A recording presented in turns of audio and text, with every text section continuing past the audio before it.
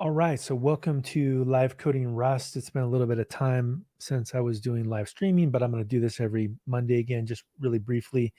So for today, I'm going to get into a inference story, which is how to do LLM inference with Rust, and I'm going to walk through a repo. So let's go ahead and get started here. I'm going to go ahead and share my screen here. Let's see. So let's go for Chrome, a Chrome tab here.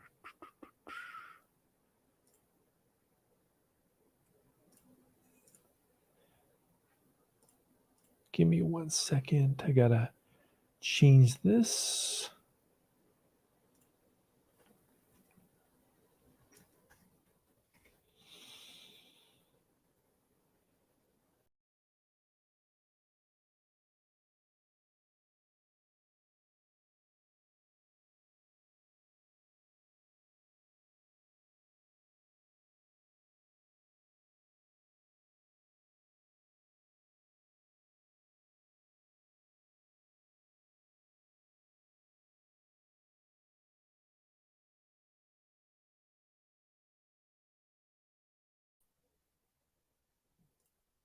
Okay, back here, and I'm going to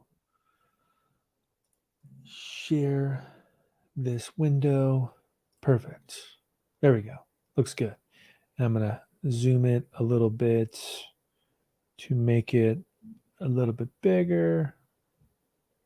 Perfect. All right. So to start off with, I have GitHub here. I'm going to move to an organization where I have a bunch of code, and I've got a Rust candle repo here. So let's talk about what this is real quick. So Rust candle is pretty interesting because it allows you to play around with large language models. I think there's not many people doing this, and this framework is pretty awesome. And we can actually take a look at this if we just go to Hugging Face Candle. Go here, you can see that here's the repo. It's a minimalistic framework for doing machine learning in Rust. But if you take a look at this, you can see that essentially every cool large language model is a one-liner, right? So to me, this is very compelling, right? You don't have to do anything other than have Rust installed on your machine. So that's the overview of what I'm going to cover. You can see here that you can do all these different things with it, and you can see, in fact, that you can, basically target a GPU as well. And again, it's just a one-liner to get this running. So in order to get this working, what I did was I set up something called a dev container. What is a dev container? Basically, it's a configuration that allows you to use a pre-configured Docker file. So you can see here I use Rust. Rust is already installed. I have some other things like CUDA, which is important. Like if you need to do things with a GPU, you need to have CUDA installed. In this case, I'm specifically saying the CUDA versions that I need and the toolkit, etc. And then I do a little bit of tweaking here for some other things. And then in terms of the dev container here as well, I actually have enabled certain features as well that are inside of here. So once you get all that set up, what's cool is that all you need to do for GitHub Codespaces is go to code. And let me just show you how you would set this up. If you wanted to set up a code space, you click on this and you say new with options. And what's really killer about this is I can then trigger a GPU. So a lot of people don't have access to NVIDIA GPUs. It's a pretty tricky thing to do. But in this scenario, we do get access to it, and that allows us to do prototyping. So I'm going to go back to my environment here, and I'm going to launch a GPU that I've already got running. So let's go ahead and click this button. So once you click this, I can then go into my environment here. And if we take a look at it, you can see that I can really kick the tires here and just make sure that everything works. So the first thing that I would do if you're going to use Hugging Face Candle in Rust is see, does does anything work, right? So if I say Rust C dash dash version, there we go. We see that actually there is Rust 1.72, which is great. We also would want to see that the GPU is working. So typically what I do is I type in NVIDIA SMI L1 like this. So basically loop and like show me like a resource diagram for the GPU. So we say, okay, that works. So looks like things are working. And now, because all those things are working, I can start playing around with the interface of Candle. And it's pretty easy to actually do this. So I can just run one of these commands here. So this might be a good one to do, which would be to, let's see, let's actually verify that we can do transcoding. So that would be Whisper transcodes files. We don't have anything here. So I need to CD into the checkout. So here, notice if I say get remote dash V, what I did is I actually added this repo to my environment. So I went to here, I just went to the code, and I went to local, and I did an HTTPS checkout because I'm not going to push any changes back. I just want to pull the changes. And once I do that, I CD into there. And this is a nice feature of Rust, is that I can then just start running things directly from this repo. And it's, if you're working right off of the main branch, not a bad idea to just, start going in and doing pulls all the time. But if we go through here and we do the up arrow, we can say cargo run, features, example, whisper, and we can just see what happens. So what's going to happen here is it's going to compile everything, and then it's going to attempt to run this particular job.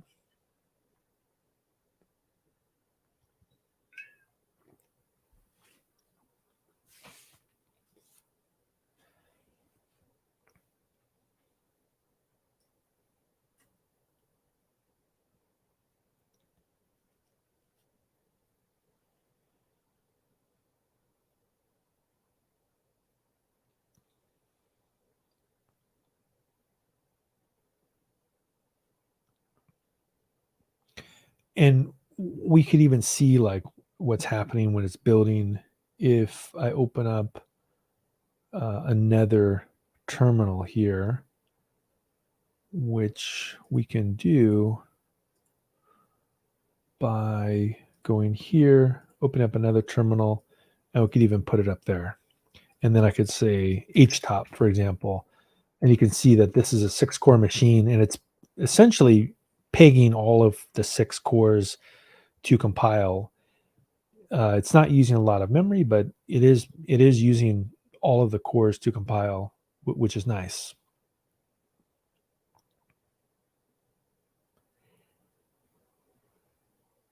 There we go. So now it's going to go through. It's going to download a file. It's then going to transcode it. And you can see that we're able to use the Hugging Face, or I'm sorry, the OpenAI Whisper transcoder, and we could do the NVIDIA SMI L1, and we should see this thing trigger the GPU here in a second. Let's do it one more time. Let's see if we can see this GPU get triggered. And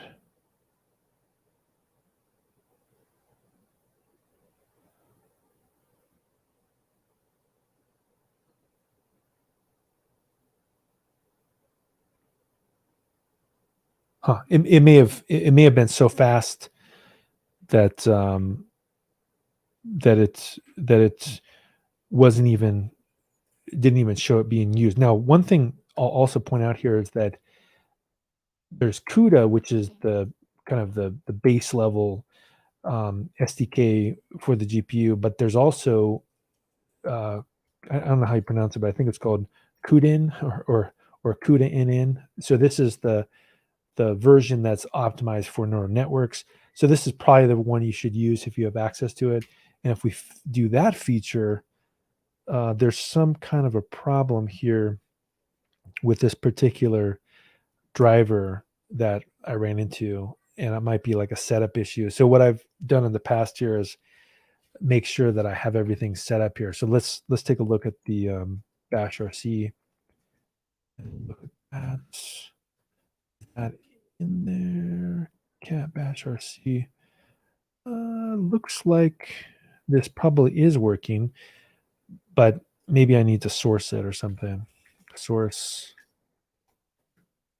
And then if I run this again, does it work? Well, that particular feature doesn't appear to be working, but I got the other one to work, so I'm not sure what's going on with that one. What we could do though, I think one of the funner ones is Star Coder.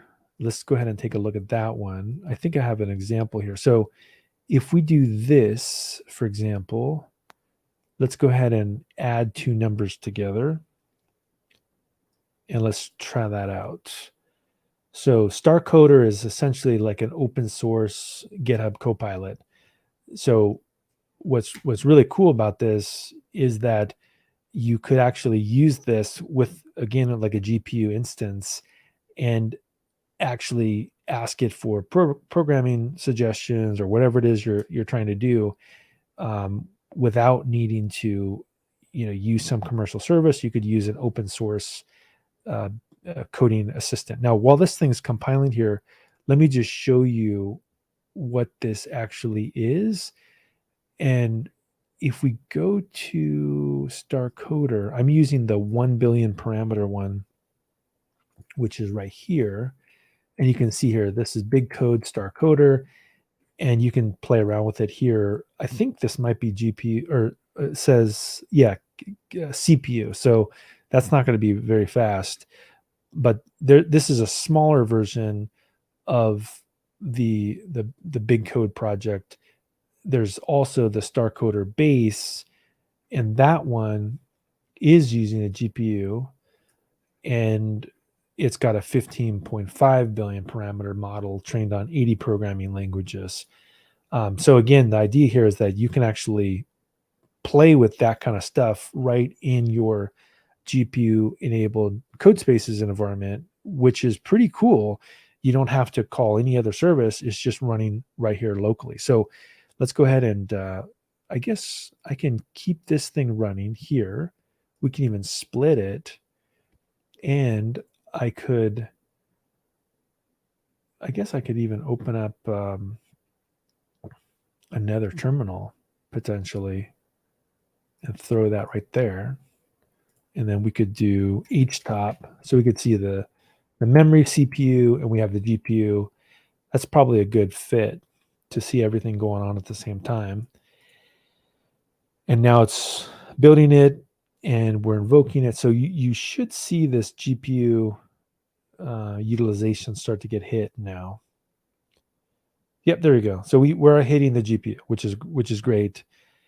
And now we're asking big code here, hey, build a Python function that adds two numbers. And it's going to go through here and do those. You can see here the CPU is not really being hit. All of the work, it's doing a very minor amount of CPU work. The majority of the work should be hitting the GPU for the inference.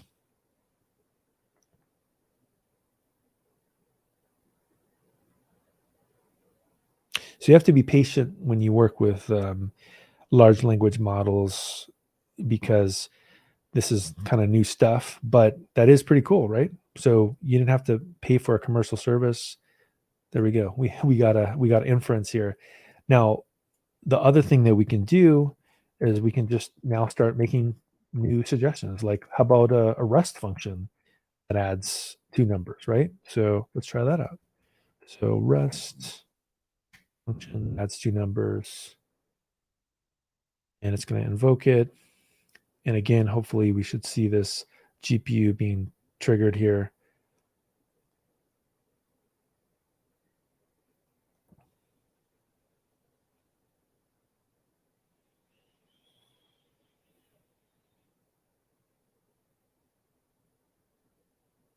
Yeah, I'm not exactly sure why this is necessarily needing to build again. That seems like I'm not sure why it would need to do that. There might be a flag I need to play with. But anyway, this here, Rust, there we go. We have a Rust add function as well. If I go to the documentation, let's see if we can find the way he runs it. So he says, now why does he want release? So he says here, the author says, in order to use CUDA, add dashes features CUDA.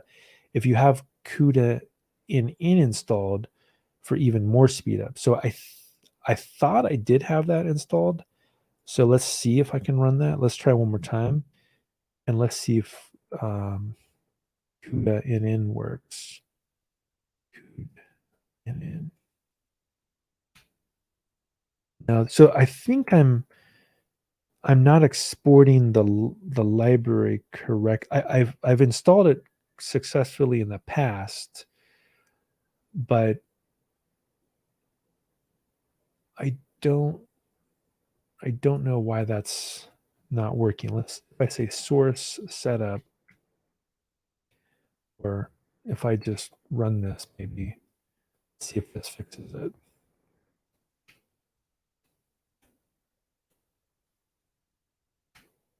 No, there's something I need to tweak to get that to working, but you probably do want that because it's just going to make your code run a little bit faster. But let's just do maybe one final example, which is let's build a node.js function that adds two numbers. Oh, and we need to tweak it back to CUDA. Go. Features CUDA. Give me the files. So you see, I think the reason why this is important to demo is that it shows that, in my opinion, Rust blows the barn doors off Python for LLMs. I mean, this concept of just running something without having to do all these weird Python virtual environments. Also, the Rust is very fast for inference, good at memory. And I think this is a great feature for, really diving into how to actually get better at, using LLMs, is to use this Rust handle. So that's probably a good, nice place to stop off. So what I would recommend is, if you want to play around with this stuff, you have the Hugging Face candle repo here, which is a good place to start. We also have the repo that I set up, which is in Nogi here, orgs Nogi BJJ dashboard. And then if you go to Rust candle demos, I've set up a mostly working dev container here that you can play around with. And that would be a good place to get started with this. But hey, try it out and let me know how it works out. And I'll try to do this demo style with Rust once a week. So see you next week around the same time. All right, talk to you then.